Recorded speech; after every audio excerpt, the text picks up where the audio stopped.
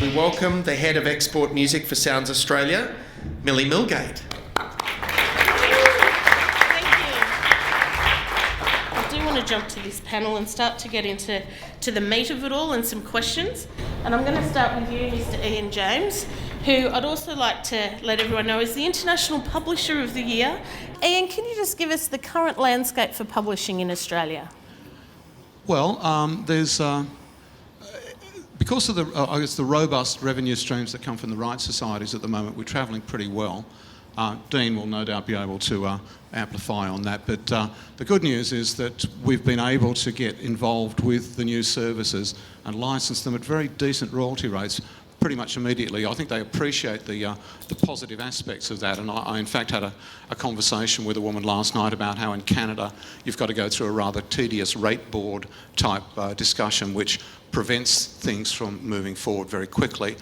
Conversely, we're also looking at a Pan-Asian licensing arrangement to make the repertoire available throughout our corner of the world. In terms of sales, they're holding up pretty well. As you can see from these numbers, we're a pretty rich country, and we are to some extent dependent upon the Chinese to keep buying our minerals, but that we believe will continue. In which case, it's fairly robust. It always, of course, depends on your repertoire. No hits, no nothing. But at the moment, and particularly from Mushroom's point of view, it's travelling very well. There's also decent synchronisation income. We have a fairly robust film and television industry in Australia.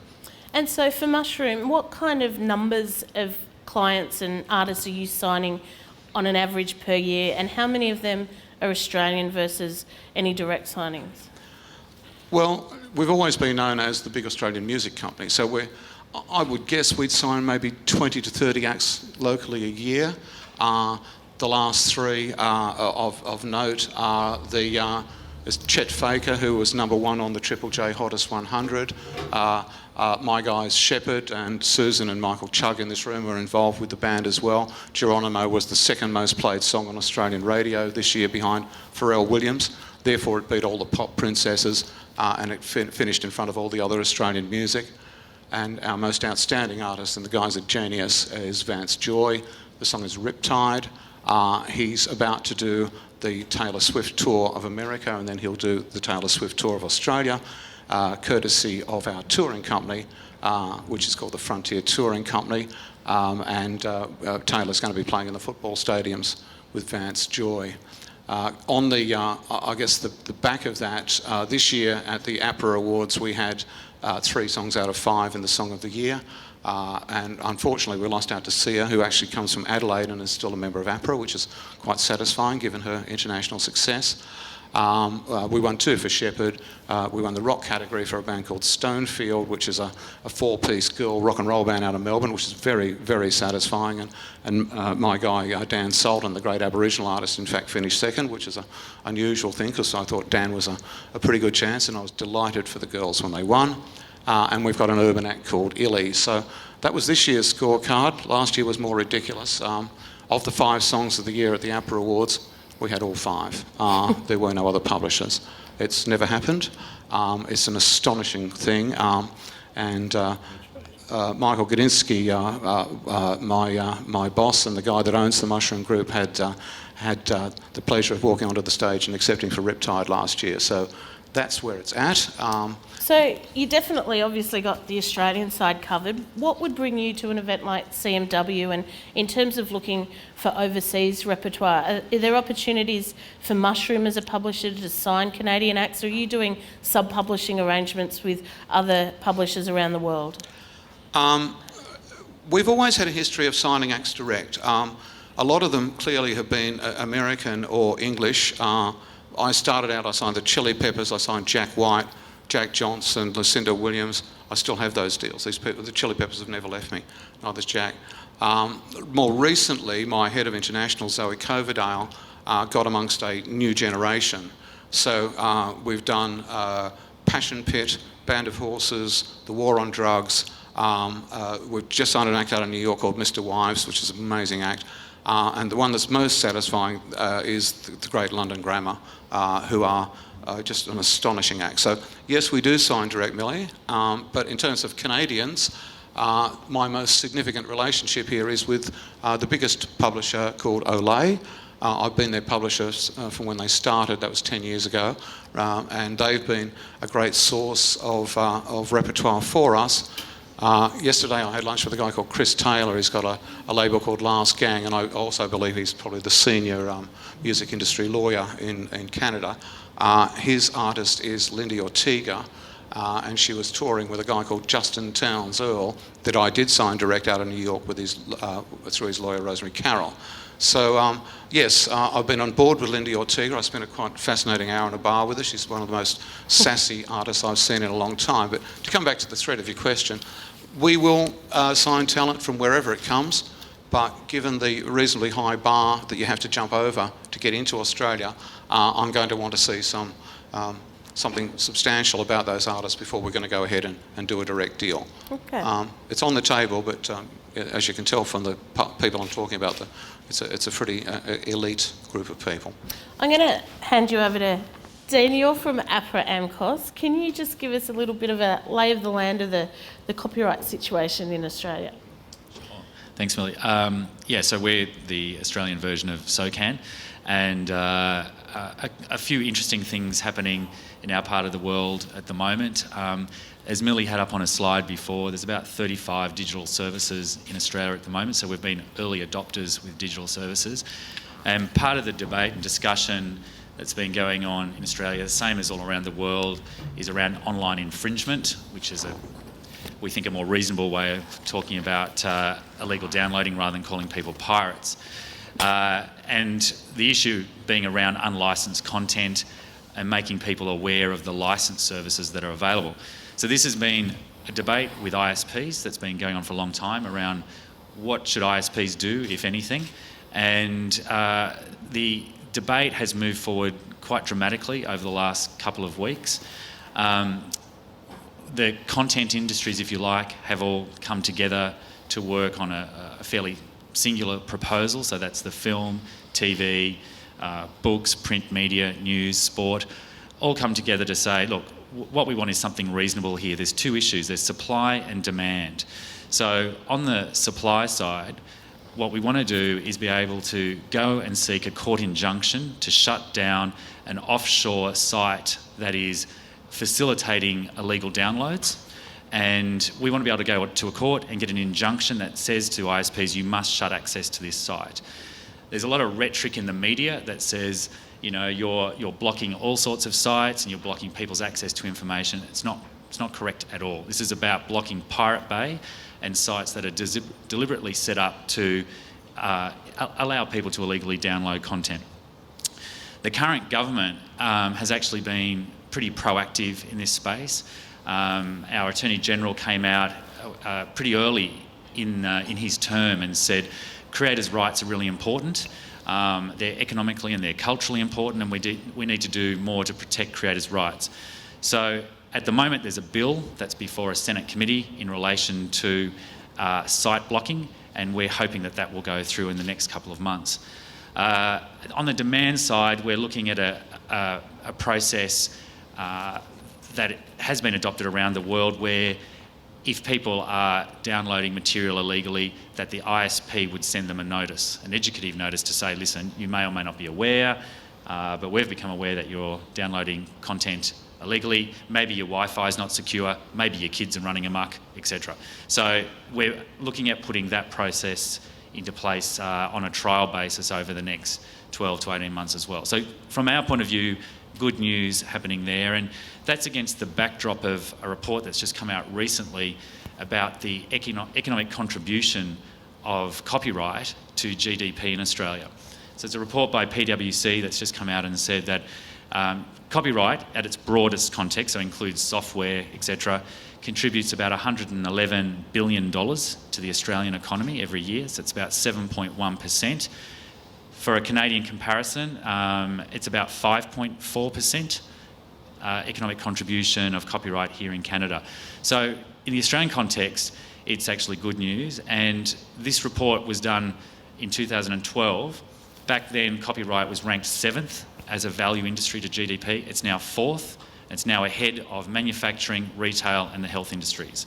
So a lot of people talk about doom and gloom with copyright, and that copyright is an impost to business. It's absolutely not. It's a value add, and it's generating lots of money for the artists and people that Ian was talking about. One of the things, I guess, for collecting societies is the changing terrain, and I guess we see quite actively the sorts of things APRA's doing that really sit outside of bringing in money and sending it out. How important do you think that is, and what are some of the initiatives APRA's doing to support the Australian artists on that front? Yeah, like it wasn't that long ago that our core job was to collect money and pay it to artists, full stop. But, artists' careers have changed dramatically, and so we look at the life cycle of our members and where they need support, and we've developed some programs over the last couple of years, some of them in conjunction with government funding. One of them is Sounds Australia, APRA AMCOS sort of being a key partner in financially supporting the music industry's export strategy. And for those of you who haven't been familiar with Sounds Australia, you should download the app. It'll tell you everything you need to know about what this fantastic team does internationally. Some of the other initiatives we're involved in, we've been looking at Sweden and why Sweden is so successful as a nation of songwriters. They've been writing hits for pop artists around the world for 20 years, and it's not all because of ABBA that they're making lots of money. There's other people there. And what we observed was that they have great songwriting programs in their schools. Kids learn to write songs. You may or may not be in a band, but you learn to write a song.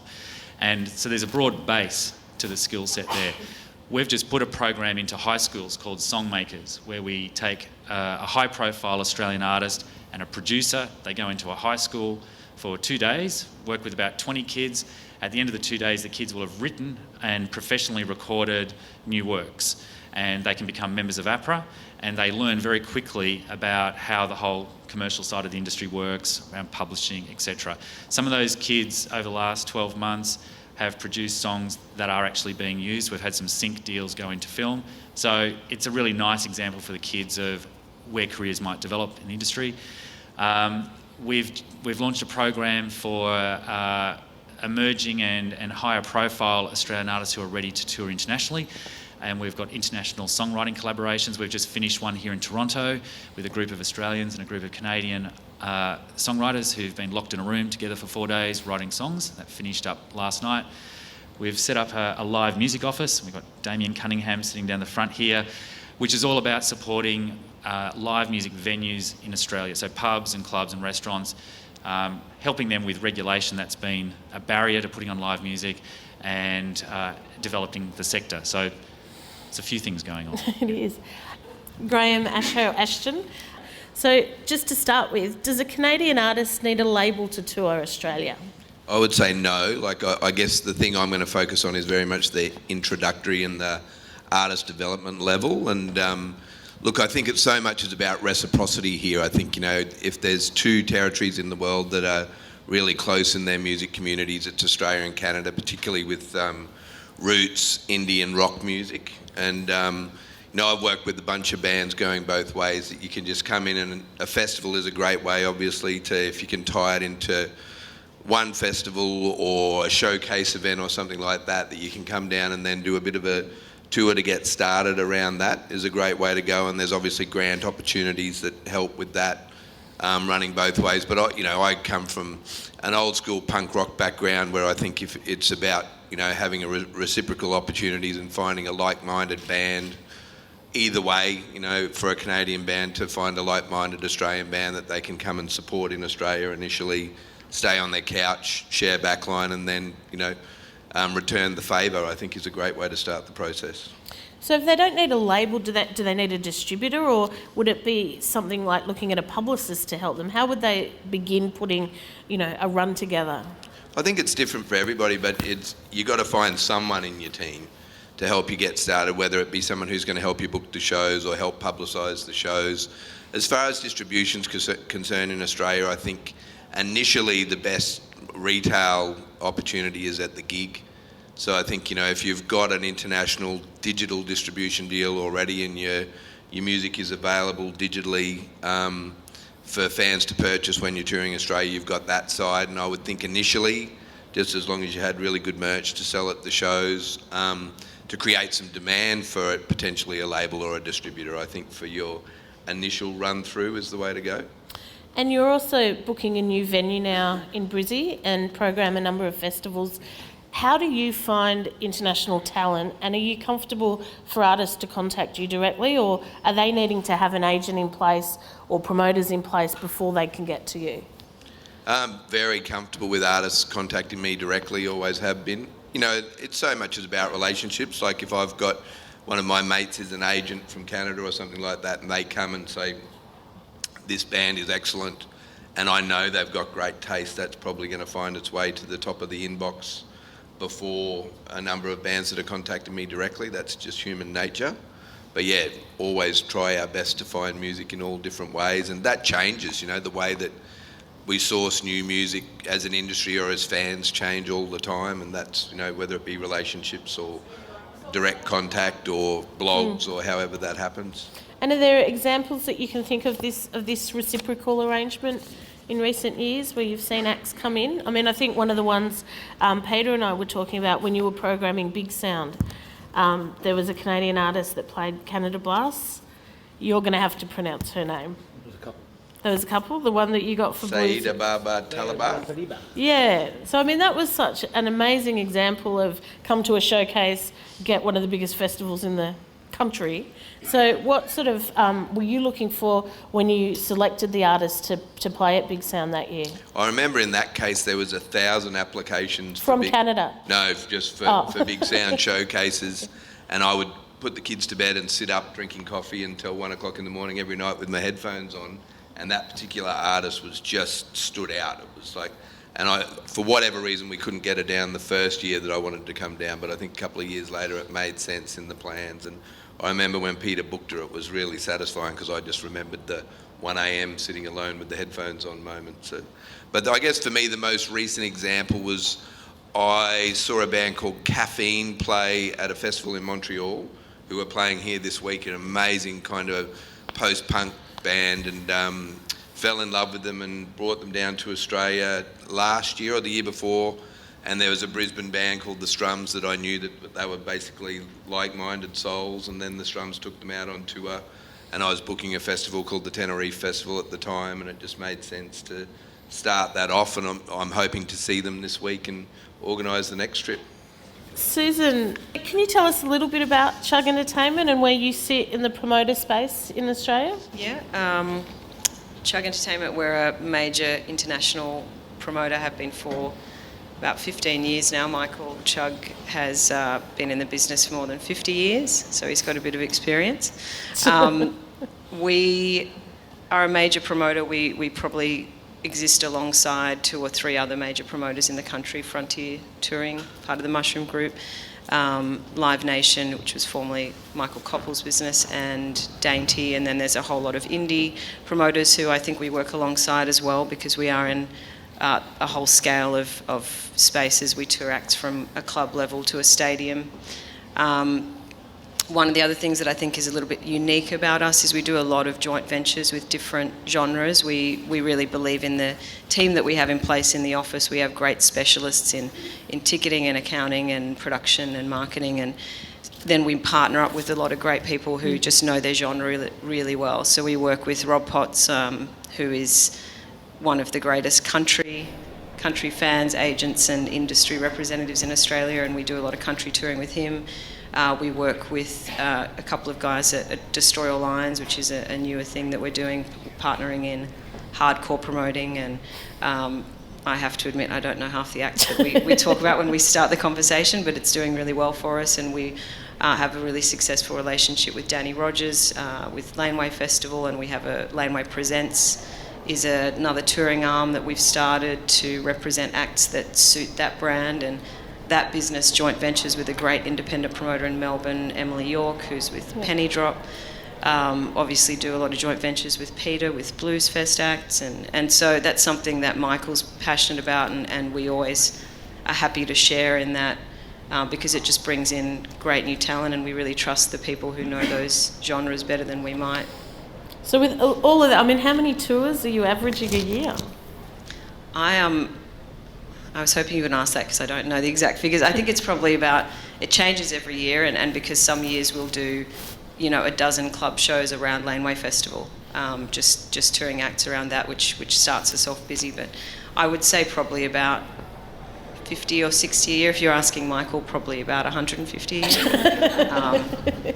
So somewhere in the middle, probably. Somewhere in the middle, right. yeah. I'm curious as to how many Canadian acts you might have toured with or worked with in the past at the festival. We've worked with quite a lot of Canadian acts. Probably all of the Wainwrights at some point have come through Chugg Entertainment. Also with one of our great colleagues, Gaynor Crawford, who knows their whole family very well. Probably the biggest Canadian act we work with is City in Colour. Yep. And Alexis on Fire as well. We did their farewell shows, but I think they're out on the road again this summer. City in Colour, I believe we're the biggest market outside of Canada, which is fantastic, and that's really a great success that's come from regular touring. I think Dallas came through with Alexis on Fire about 7 times before we ever did a headline run for City in Colour. And the first tour we did, I think I spoke to every festival and no one knew who he was. And then we sold out 2 Enmore theatres, which is 5,000 tickets, and still the festivals, we went to them for the next round, they hadn't heard of him. And I think he's been quoted saying he's the biggest act that no one's heard of in Australia. But the last major headline run that we did with Dallas was in December 2013, and we sold about 30,000 tickets. So he's definitely doing great business. We work with the Sheepdogs, we've worked with Bahamas, Hey Rosetta, Mac DeMarco recently on Laneway Festival. So cool. Yeah. So when you put an offer into an act, what kind of profile do they need to have in their home country, like before you'd even start to consider it? I mean, you've had some really big wins with Hosier, with artists that you were really onto really early on. How are you finding those acts, and what's it going to take for a Chugg to even look at bringing them into the country? I think that I definitely am happy to say that I refer to a lot of other people who I trust, whose tastes I trust, and we're always happy to hear recommendations. Ange, who is Millie of Ireland, in the audience, was almost 2 years ago, told me about Hosier, and I just fell in love with the song as soon as I heard it, and it took a long time for that to come through. But I think that success in your home country is definitely important, but success in other territories as well. We're a very small globe these days, and if you are getting some buzz in America and the UK, that's still going to find its way to Australia. It's a very connected society, and we've seen it happen. We had Of Monsters and Men a couple of years ago come through.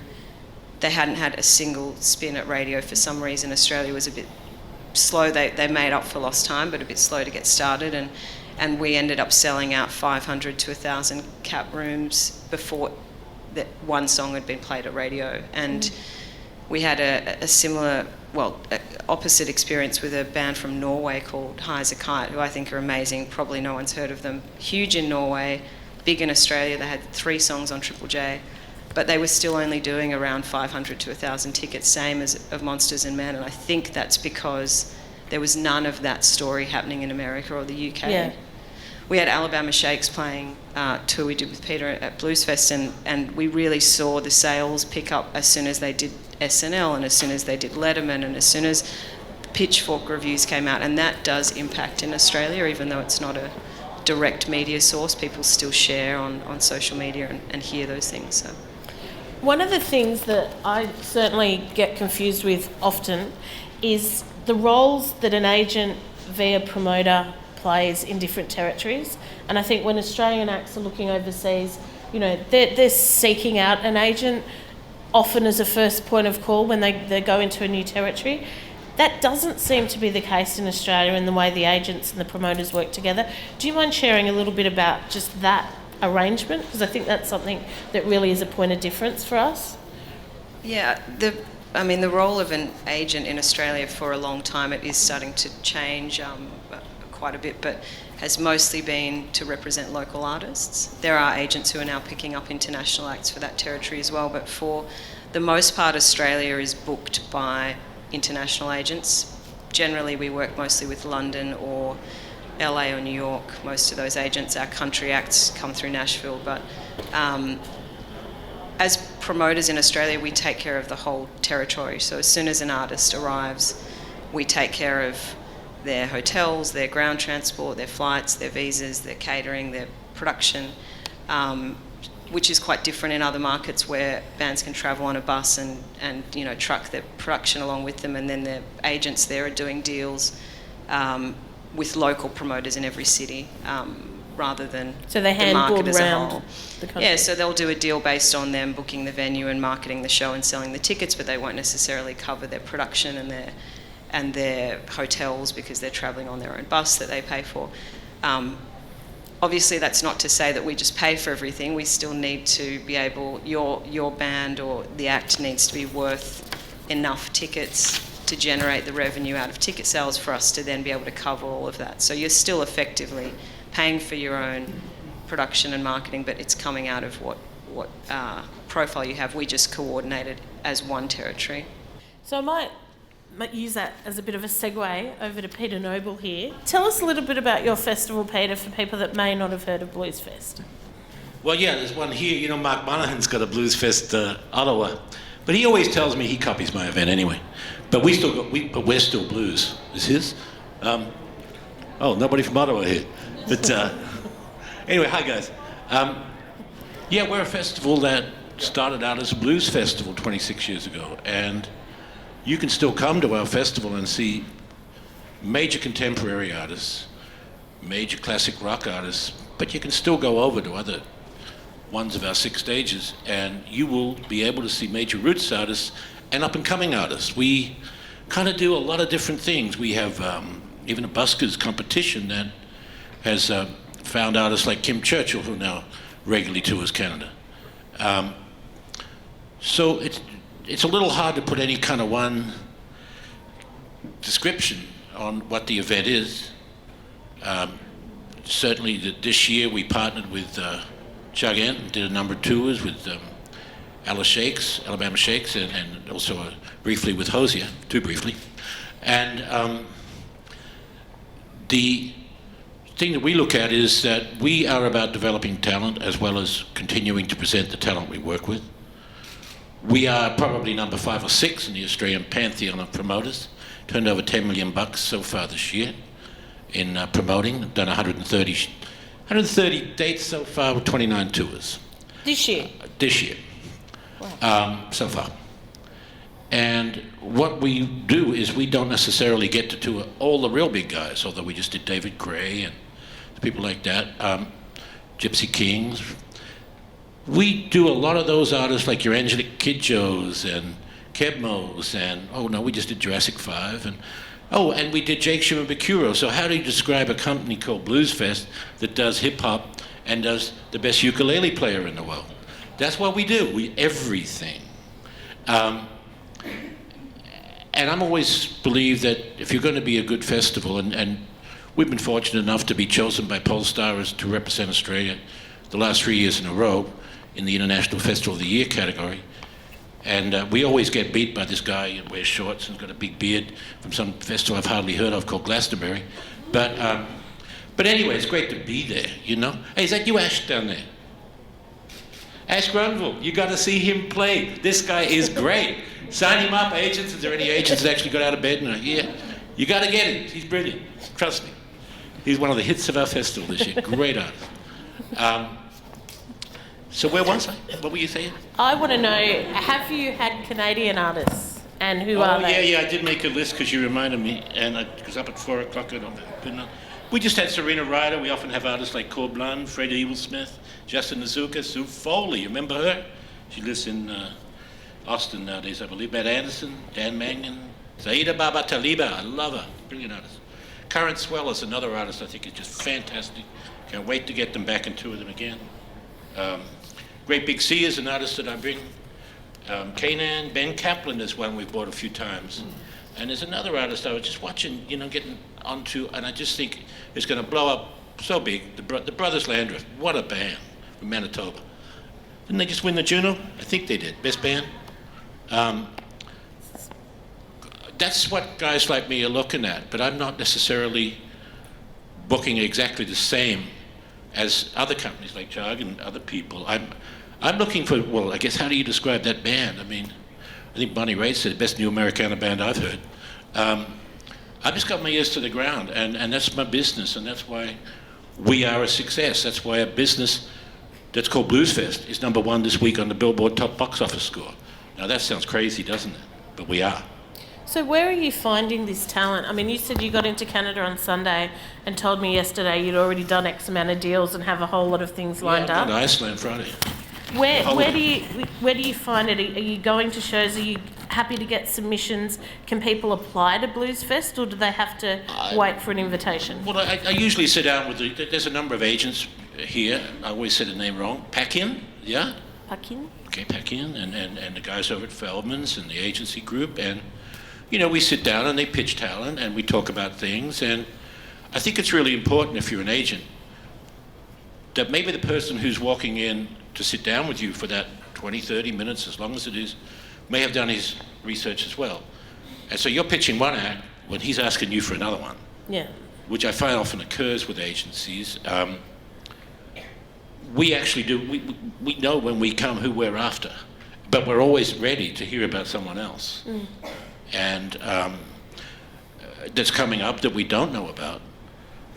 We can only take so many artists that we're trying to break through the festival, and I mean, we've got the festival to break talent. If you want to look at who's broken through our festival, just back home artists like John Butler, Cat Empire, Casey Chambers, I could keep going.